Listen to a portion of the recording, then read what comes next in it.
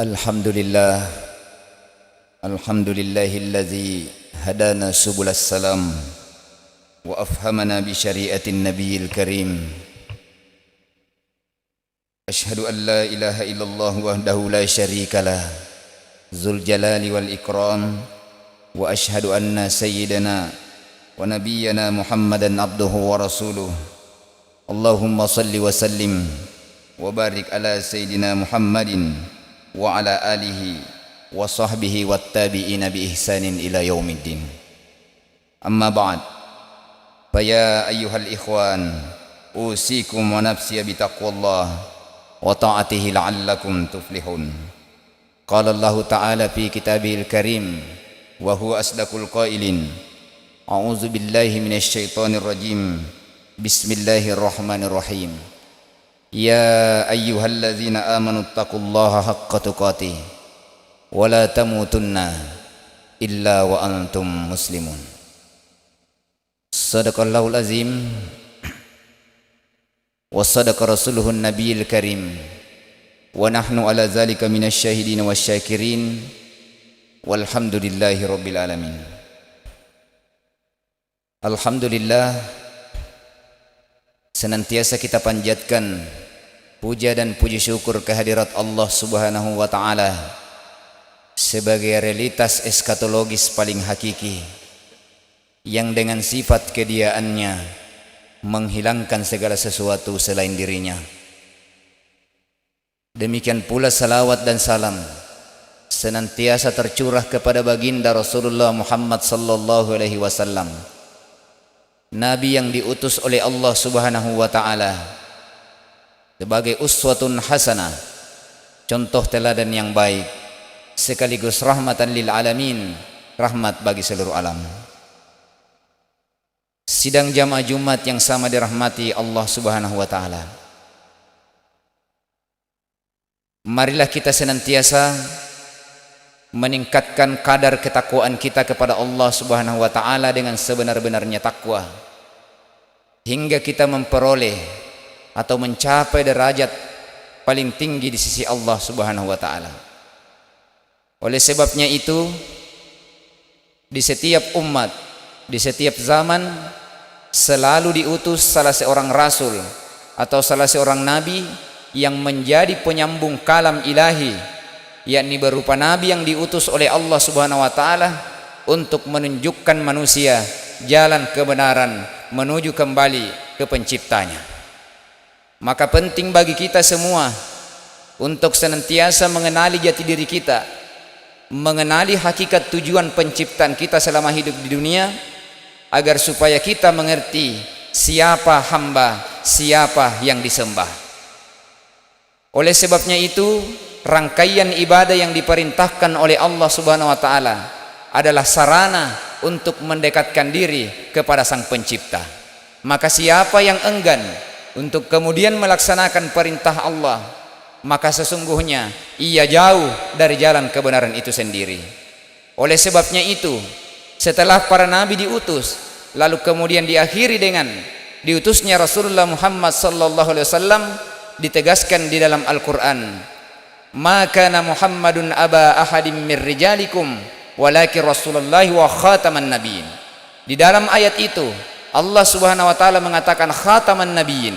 Apa yang dimaksud dengan khataman nabiyyin adalah penutup para nabi, sebagaimana surat kalau telah ditandatangani lalu kemudian diberikan stempel, stempel itulah yang disebut dengan khatam. Artinya tidak ada lagi sesuatu yang dianggap sah setelah itu. Maka kalau ada orang yang mengaku nabi setelah hadirnya Rasulullah Muhammad sallallahu alaihi wasallam, maka dapat dipastikan bahwa orang tersebut menjadi berbohong. Maka karena para nabi yang telah diutus oleh Allah Subhanahu wa ta'ala berakhir semenjak Rasulullah Muhammad sallallahu alaihi wasallam diutus, setelahnya itu Rasulullah kemudian hanya mengatakan di dalam hadis, al ulama warasatul anbiya. Ulama itu adalah pewaris para nabi. Kalau ulama adalah pewaris para nabi, berarti kita ini mau mencontoh sifat-sifat Allah Subhanahu wa ta'ala melalui ulama. Kenapa seperti demikian? Sebab di dalam hadis yang sering kita terangkan, takhallaku bi khuluqillah berakhlaklah kalian sesuai dengan akhlaknya Allah Subhanahu wa taala. Bagaimana kita mau berakhlak sesuai dengan akhlaknya Allah? Ada pada diri pribadi Rasulullah Muhammad sallallahu alaihi wasallam. Bagaimana kita mau berakhlak sebagaimana pribadi Rasulullah Muhammad sallallahu alaihi wasallam sementara kita tidak pernah bertatap muka? Maka disitulah fungsinya para pewaris yang disebut dengan ulama. Karena kenapa? Ulama adalah manifestasi dari nurnya Allah Subhanahu wa taala melalui Rasulullah Muhammad sallallahu alaihi wasallam. Maka di dalam hadis Rasulullah Muhammad sallallahu alaihi wasallam bersabda, "Alaikum bimujalisatil ulama wastima'i kalamil hukama, fa inna Allah ta'ala yuhyil qalbal maita binuril hikmah kama yuhyil ardal maita bima'il matar." Kata Rasulullah Muhammad sallallahu alaihi wasallam, hendaklah kalian duduk di majelisnya para ulama, wastima'i kalamil hukama, dan mendengarkan perkataan ahli-ahli hikmah. Kenapa? Karena fa inna Allah ta'ala yuhyil qalbal maita, karena sesungguhnya Allah Subhanahu wa taala menghidupkan hati yang telah mati binuril hikmah, dengan cahaya hikmah dari Allah Subhanahu wa taala, kama yuhyil ardal maita bima'il matar, sebagaimana Allah Subhanahu wa taala menghidupkan tanah yang gersang dengan air hujan. Oleh sebabnya itu, siapa di antara manusia yang jauh dari petunjuk ulama, maka sesungguhnya orang tersebut dapat dipastikan ia jauh dari petunjuk Allah Subhanahu wa taala.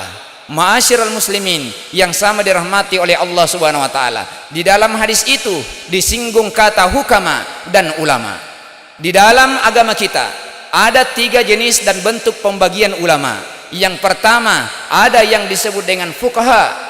Yang kedua, ada yang disebut dengan hukama, dan yang ketiga, ada yang disebut dengan kubara. Hukama, fuqaha adalah mereka yang menguasai hukum-hukum fikih, mereka yang menguasai tentang tata cara beribadah yang baik, tata cara bertakbir, tata cara berwudu, tata cara mandi, tata cara beristinja, agar supaya melalui keterangan para ulama fuqaha atau ahli-ahli fikih, kita mengenal cara kita membersihkan lahiriah kita mengenal cara untuk beribadah yang baik dari kita bertakbir hingga salam, agar supaya sempurna ibadah kita secara lahiriah. Itulah fungsinya para fuqaha. Lalu kemudian yang kedua, ada yang disebut dengan hukama. Siapakah mereka? Adalah orang yang diberikan petunjuk oleh Allah Subhanahu wa taala dari dalam hatinya. Karena kenapa? Meskipun ia tidak menguasai hukum-hukum fikih, tetapi pada dirinya dititipkan ilmu Allah Subhanahu wa taala, pengenalan akan zat Allah Subhanahu wa taala, dan melalui pengenalan zat Allah Subhanahu wa taala sehingga manusia mampu mensucikan batiniah mereka. Jadi melalui fuqaha kita belajar untuk kemudian membersihkan lahiriah kita, melalui hukama kita belajar untuk membersihkan hati kita. Karena salah satu di antara mereka yang tidak suci dan tidak bersih, maka tidak sah untuk menyembah Allah Subhanahu wa taala. Bagaimanapun bersihnya lahiriah kita, kalau di dalam hati kita mengandung kotoran, sifat ria, mengandung sifat dengki, mengandung sifat membenci sesama manusia, suka menyalahkan manusia, maka sesungguhnya tidaklah sah ibadah di sisi Allah Subhanahu wa taala. Makanya Syekh Maulana Jalaluddin Rumi dalam syairnya berkata, berwudulah kalian, janganlah berwudulah kalian dengan cinta sebelum kalian berwudu dengan air. Karena kenapa? Allah Subhanahu wa taala tidak memperkenankan ibadah seorang hamba bagi yang ada di dalam hatinya terdapat nokta atau noda-noda hitam akibat dosa dan kezaliman yang kita perbuat. Yang ketiga, ada yang disebut dengan kubara. Siapakah mereka? Adalah ulama yang dibekali oleh keduanya. Mereka menguasai ilmu-ilmu fikih, mereka menguasai ilmu-ilmu syariat, mereka menguasai ilmu-ilmu syariat, ilmu-ilmu lahiriah, tetapi juga dikuasakan oleh Allah Subhanahu wa taala berupa pengetahuan batiniah sehingga ia menjadi ulama yang sempurna. Maka ialah orang-orang yang benar-benar mencontoh Rasulullah Muhammad sallallahu alaihi wasallam sekaligus menjadi pewaris para nabi. Maka Suhrawardi Al-Maktul, salah seorang ulama sufi dan sekaligus filosof yang beraliran Isyraqiyah, itu pernah kemudian berkeliling di sekitar masjid yang ada di Mina. Lalu kemudian beliau memandangi wajah orang-orang yang ada di sekitarnya. Ditanyalah kepada orang, wahai Tuan, mengapa engkau memandangi wajah orang yang ada di sekitarmu? Lalu kemudian Suhrawardi Al-Maktul berkata, ketahuilah bahwa di antara hamba Allah Subhanahu wa taala Allah memberikan ada salah seorang di antara atau ada beberapa orang di antara manusia itu yang kalau kita memandangnya maka kita mengingat Allah Subhanahu wa taala, itulah yang aku cari.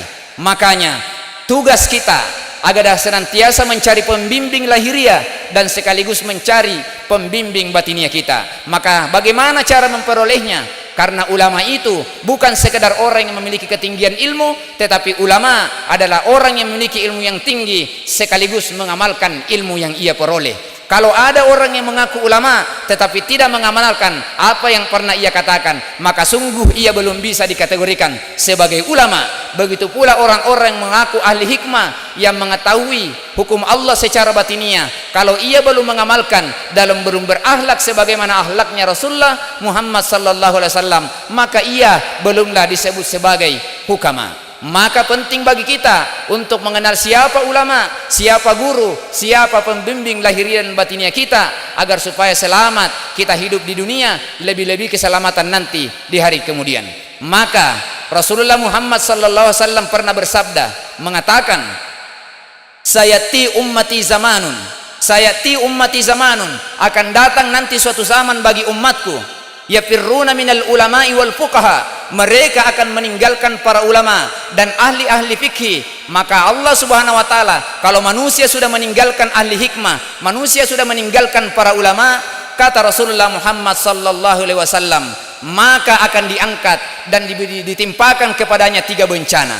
Yang pertama bencana yang ditimpakan oleh Allah Subhanahu wa taala bagi mereka yang meninggalkan ulama. Yang pertama kata Rasulullah Muhammad sallallahu alaihi wasallam, yarfa'ullahu barakata min kasbihin. Allah Subhanahu wa taala akan mengangkat dan mengambil berkah dari pekerjaan yang mereka lakukan.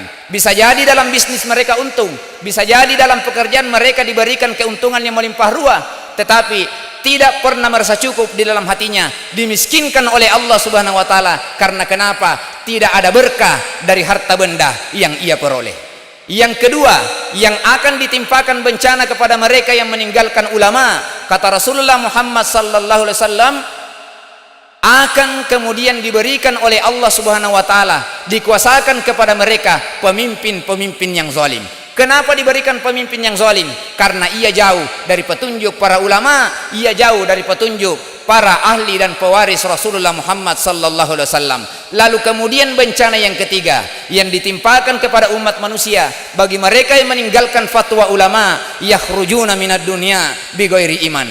Ia akan keluar meninggalkan dunia dalam kondisi tidak membawa iman. Maka kalau ada manusia yang mati meninggalkan dunia dalam kondisi tidak membawa iman, itu adalah alamat yang jelas bagi manusia kalau ia tidak menemukan keselamatan di hari kemudian. Maka penting bagi kita mengenali siapa Rasulullah, penting bagi kita mengenali siapa yang diberikan atau diwariskan oleh Allah Subhanahu wa taala melalui para nabi, yakni para ulama, untuk senantiasa menjaga ilmu Allah Subhanahu wa taala di muka bumi ini. Kenapa? Satu ulama yang dipanggil oleh Allah Subhanahu wa taala, maka berarti sama halnya Allah Subhanahu wa taala mencabut fakunya bumi. Maka di dalam sebuah daerah, kalau di dalam ada ulama, di dalam ada pembimbing spiritual, maka yakin dan percaya tempat tersebut akan diberikan kemurahan dan dilindungi oleh Allah Subhanahu wa taala dari bala bencana. Maka bagi kita semua senantiasa penting bagi kita untuk meningkatkan keilmuan, untuk menambah wawasan keilmuan, lebih-lebih wawasan keimanan kita kepada Allah Subhanahu wa taala, untuk menemukan jalan kebenaran menuju dunia hingga akhirat kelak insyaallah. Barakallahu li wa lakum fil Qur'anil azim wa nafa'ani wa iyyakum bima fihi minal ayati waz zikril hakim wa taqabbalallahu minni wa minkum tilawatahu innahu huwal ghafurur rahim.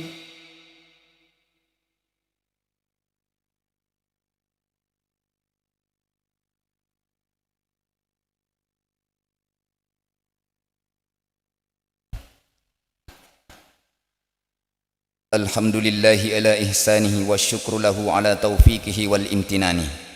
Wa ashhadu an la ilaha illallah wahdahu la syarikalah. Wa ashhadu anna sayyidana Muhammadan abduhu wa rasuluhu ad-da'i ila ridwani. Allahumma salli ala sayyidina Muhammadin wa ala alihi wa sahbihi wa sallim tasliman katsira. Amma ba'd.